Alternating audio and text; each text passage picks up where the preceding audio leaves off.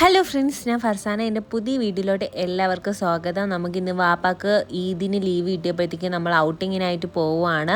നമ്മളെപ്പോഴും 50 കിലോമീറ്റർ 60 കിലോമീറ്ററിൽ കിടന്ന് ചുറ്റി കറങ്ങിയിട്ടുള്ളൂ. പക്ഷേ ഇപ്രാവശ്യം നമ്മൾ കുറച്ച് ലോങ് പോവുകയാണ്. 120 കിലോമീറ്ററിൽ കൂടുതലുണ്ട്. നമ്മൾ ആദ്യം തന്നെ ചെന്നിട്ട് പാത്തൂനെയും മുത്തൂനെയും എടുത്തിട്ടുണ്ടായിരുന്നു. നമ്മൾ 1 ഡേ ട്രിപ്പാണ് പോകുന്നതെങ്കിൽ നമ്മളെ കയ്യിൽ വലിയ ബാഗുണ്ട് ഗൈസ്. അതാണ് ഇതിൻ്റെ ഹൈലൈറ്റ്.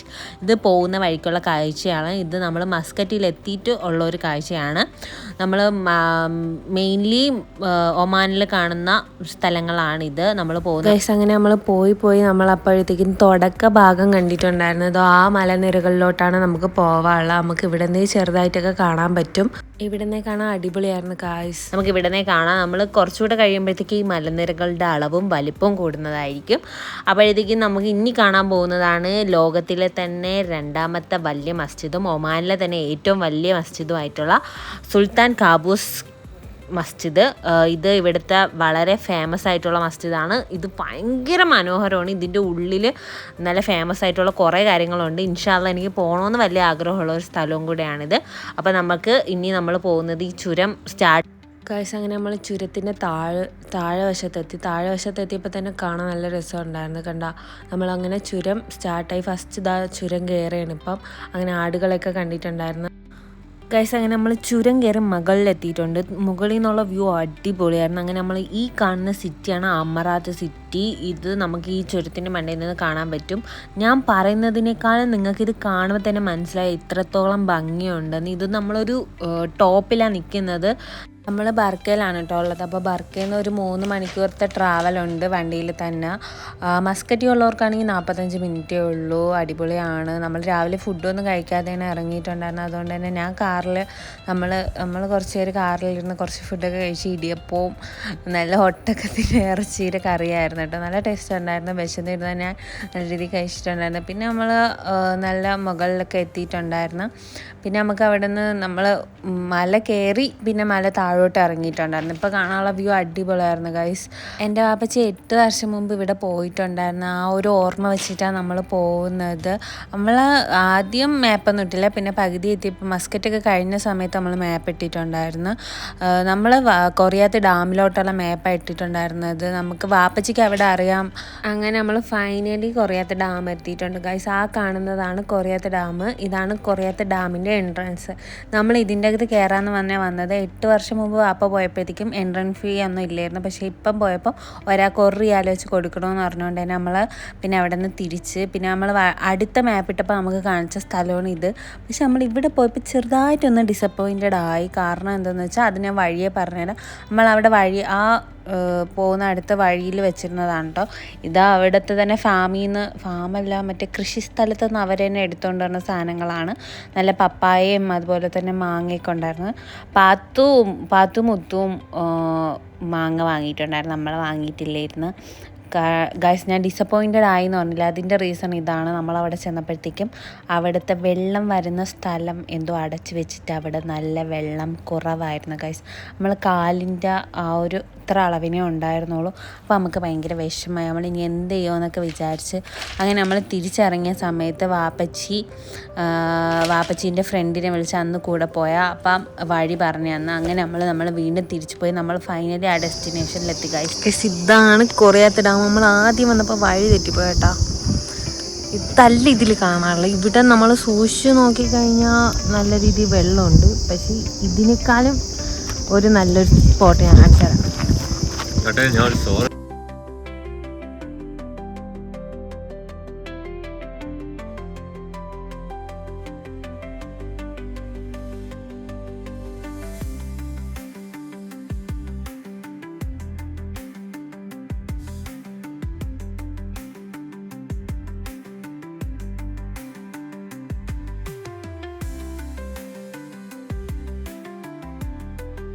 പുറത്ത് നല്ല ചൂടും അകത്ത് നല്ല തണുത്ത വെള്ളമായിരുന്നു ഗൈസ്. എത്ര നേരം വെള്ളത്തിൽ കിടന്നിട്ടും വെള്ളത്തിൽ നിന്ന് കയറാനേ തോന്നിയിട്ടില്ലായിരുന്നു.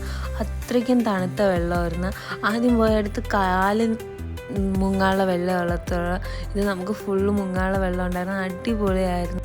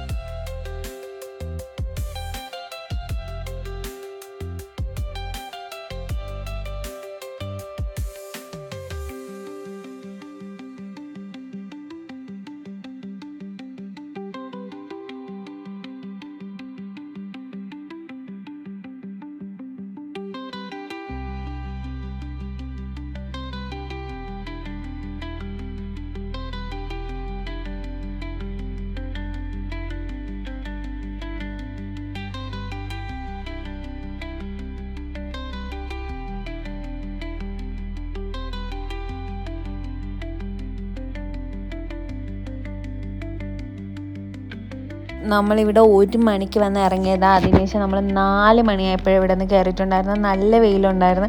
നമ്മൾ താഴെ പോയി കുറച്ച് മീനൊക്കെ പിടിച്ചിട്ടുണ്ടായിരുന്നു ഗൈസ്. അടിപൊളിയായിരുന്നു. നമ്മൾ ഈ മീനിനെ അവിടെ തന്നെ വിട്ടിട്ട് വന്നിട്ടുണ്ടായിരുന്നേ. അപ്പോൾ നമ്മൾ അവിടെ നിന്ന് കയറിയ സമയം നമ്മൾ പോണ വേറെ എങ്ങോട്ടും അല്ല, ഇവിടെ ട്രഡീഷണൽ ആയിട്ട് മറ്റേ ഷുവ ആണെന്ന് തോന്നുന്നു. അതിൻ്റെ ഇത് ട്രഡീഷണലായിട്ട് ചെയ്യണം, ഇവിടെ ഒമാനിൽ ചെയ്യണേ എങ്ങനെയാണെന്ന് നോക്കാൻ വേണ്ടിയിട്ടാണ് കേട്ടോ. കാണിച്ചു തരാവേ ഗൈസ്. നമ്മൾ വഴിയിൽ പോയ സമയത്ത് നമുക്ക് വഴി പറഞ്ഞു തന്ന ഒമാനി നമ്മളെ വിളിച്ചിരുത്തി കാണിച്ചു തന്നതാണ് ഇതെന്ന് വെച്ചാൽ അവർ ട്രഡീഷണലായിട്ട് അവരെ ഇറച്ചി അവരിതേപോലെ ചാക്കളിൽ കെട്ടിയിട്ട് ഈ കുഴിയിൽ കൊണ്ടുവന്നിടും. ഇത് 3 ദിവസം അതിൻ്റെ അകത്ത് തന്നെ കിടന്ന് കുക്കായതിന് ശേഷം മാത്രമേ അവരെടുക്കൂ. അടയാളത്തിന് വേണ്ടിയിട്ട് അവർ ആ ക്യാൻ വെച്ചേക്കുന്നുണ്ടല്ലേ, അത് അവർ ഇത് ആര് ഇറച്ചിയാണെന്ന് അറിയാൻ വേണ്ടിയിട്ട് അവർ ചെയ്യുന്നതാണ് കേട്ടോ. അടിപൊളി മനുഷ്യരായിരുന്നു, അടിപൊളി ഫീലിങ്സും ആയിരുന്നു. കാരണം ഇതൊക്കെ നമുക്ക് ഇവിടെ വന്നിട്ട് കാണാൻ പറ്റിയതിൽ വാപ്പച്ചിക്ക് ഇദ്ദേഹം നല്ല രീതിയിൽ എക്സ്പ്ലെയിൻ ചെയ്ത് കൊടുക്കുകയായിരുന്നു എന്താണ് ഈ കാര്യങ്ങളെന്നൊക്കെ. നമ്മൾ ഉച്ചയ്ക്കൊന്നും കഴിച്ചിട്ടില്ലാത്തതുകൊണ്ട് തന്നെ അത് ഇറക്കി വെക്കുന്നത് വരെ കാണാനുള്ള ക്ഷമയില്ലാത്തതുകൊണ്ട് നമ്മൾ അവിടെ നിന്ന് വന്നിട്ടുണ്ടായിരുന്നു കേട്ടോ. അപ്പോൾ ഇതൊക്കെയാണ് ഇവിടുത്തെ നാട്ടുകാരുടെ അങ്ങനെ ഒരു ട്രഡീഷണൽ ആയിട്ടുള്ള ഒരു സംഭവങ്ങൾ. അങ്ങനെ നമ്മൾ അവിടെ നിന്ന് കയറി കഴുതേനെയൊക്കെ കണ്ടിട്ടുണ്ടായിരുന്നു. പിന്നെ നമ്മൾ അവിടെ ഉള്ള ഒരു കോൾഡ് സ്റ്റോറിൽ നിന്ന് 4 ഷവർമ വാങ്ങിയിട്ടുണ്ടായിരുന്നു. ഉമ്മച്ചിക്കും റന്തീസിനും 1 മതി എന്ന് പറഞ്ഞ്, മുത്തൂനും ബാത്തൂനും 1 മതി എന്ന് പറഞ്ഞാൽ അങ്ങനെ നമ്മൾ 4 നോട്ട വാങ്ങിയിട്ടുണ്ടായിരുന്നു. പിന്നെ അവിടെ നിന്ന് നമ്മൾ നേരെ പോയത് ഗൈസ്, ഇനി നമ്മൾ പോകുന്നത് എവിടാ പച്ചി? സിംഹോൾ. അവിടെ അങ്ങനെ പോകുന്ന വഴിക്ക് തന്നെ വലിയൊരു വാതി കണ്ടിട്ടുണ്ടായിരുന്നു. പക്ഷേ ചൂടുകാലം ആയതുകൊണ്ട് വെള്ളമൊന്നും ഇല്ലായിരുന്നു ഗൈസ്. പക്ഷെ അടിപൊളിയായിരുന്നു. അവിടെ വരുന്ന മിക്കുള്ളൊരു ഫുഡ് കയ്യിൽ കരുതുന്നുണ്ടായിരുന്നു ഗൈസ്. നമ്മളത് ആദ്യമായിട്ട് പോയതുകൊണ്ട് നമ്മൾ ഫുഡ് കരുതിയിട്ടില്ല. പിന്നെ നമ്മൾ ഹോട്ടലിൽ തപ്പിയുള്ളവർ നടപ്പായിരുന്നു. പക്ഷെ ഒരിടത്ത് പോലും ഹോട്ടലില്ലായിരുന്നു. നമ്മൾ കയ്യിലുള്ളതൊക്കെ വെച്ച് അഡ്ജസ്റ്റ്. ഇതാണ് ഗൈസ് കൊറിയാത്ത സിറ്റി. നമ്മളവിടെ നിന്ന് മലനിരക്കലിൽ നിന്ന് താഴോട്ട് കാണുമ്പോൾ ഉള്ള സിറ്റിയാണ്. പിന്നെ നമ്മൾ അവിടെ നിന്ന് നേരെ പോയത് സിംഹോളാണ് പറഞ്ഞ പോലെ. ഇതെന്ന് വെച്ചാൽ ഉൽക്ക വീണിട്ടുണ്ടായതാണ്. അപ്പോൾ ഉൽക്ക വീണിട്ട് ഇതിൻ്റെ ഓപ്പോസിറ്റ് തന്നെ കടലും ഉണ്ട്. ഈ കടൽ പെബിൾസ് ബീച്ച് എന്നാണ് പറയുന്നത്. നമ്മൾ നല്ല രീതിയിൽ ക്ഷീണിച്ചിട്ടുണ്ടായിരുന്നു. നമ്മൾ അവിടെ എത്തിയപ്പോൾ തന്നെ വലിയ രീതിയിൽ എനിക്ക് ഫോട്ടോസൊന്നും എടുക്കാനും വീഡിയോ എടുക്കാനൊന്നും പറ്റുന്നില്ല. ഇതാണ് സിംഹോളും. ഒമാനിലൊരു നമ്മൾ സെർച്ച് ചെയ്ത് കഴിഞ്ഞാൽ ഫസ്റ്റ് കിട്ടുന്ന ഒരു ഫോട്ടോ ഈ സിംഹോളിലാണ്. അപ്പം എനിക്ക് കണ്ടപ്പോൾ നല്ല ഇത് തോന്നി. പക്ഷെ നമ്മൾ താഴോട്ട് ഇറങ്ങിയിട്ടില്ല, കാരണം അത്രയ്ക്ക് നമ്മൾ ടയർഡായി. നമ്മൾ രാവിലെ ഇറങ്ങിയതാണ്, ഇതുവരെ ഒന്നും എന്ന് വെച്ചാൽ വലിയതായിട്ട് ഫുഡൊന്നും കഴിച്ചിട്ടില്ലായിരുന്നു. അങ്ങനെ സിംഹോളിൻ്റെയൊക്കെ വീഡിയോസ് എടുത്ത് പിന്നെ ഉമ്മച്ചീൻ്റെയും വാപ്പച്ചീൻ്റെയും ഫോട്ടോഷൂട്ടൊക്കെ കഴിഞ്ഞ് നല്ല രീതിയിൽ വീഡിയോസൊക്കെ എടുത്ത് അവരവിടെ പോയാലും അടിപൊളിയായിട്ടൊന്ന് ഫോട്ടോസൊക്കെ എടുത്ത് പിന്നെ മുത്തും പാത്തും എടുത്ത് റന്തീസ് എടുത്ത് ഞാൻ വലുതായിട്ട് എടുത്തില്ല. പിന്നെ ഇതാണ് നമ്മൾ നൈറ്റ് അവിടെ നിന്ന് ചുരം ഇറങ്ങി വന്നപ്പോൾ ഉള്ള വ്യൂ. അടിപൊളി വ്യൂ ആയിരുന്നു ഗൈസ്. കണ്ടപ്പോൾ നല്ല രസമുണ്ട്. ഇവിടുത്തെ ഈ വ്യൂ കാണാൻ വേണ്ടിയിട്ട് മാത്രം വരുന്ന ആൾക്കാരുണ്ട്. നമ്മൾ വരുന്ന വഴിക്ക് കണ്ടതാണ്. പിന്നെ അവിടെ നിന്ന് നമ്മൾ നേരെ പോയത് നെഹ്ദിയിൽ മന്തി കഴിക്കാൻ വേണ്ടിയിട്ട്. നമ്മൾ അത്രയ്ക്കും വിശന്നിട്ടുണ്ടായിരുന്നു. രാവിലെ നമ്മൾ ആ ഇടിയപ്പം കഴിച്ചതാണ്. പിന്നെ നമ്മൾ വന്നിട്ട് ഇവിടെ നിന്ന് നെഹ്ദിയിൽ നിന്നാണ് ഫുഡ് കഴിക്കുന്ന.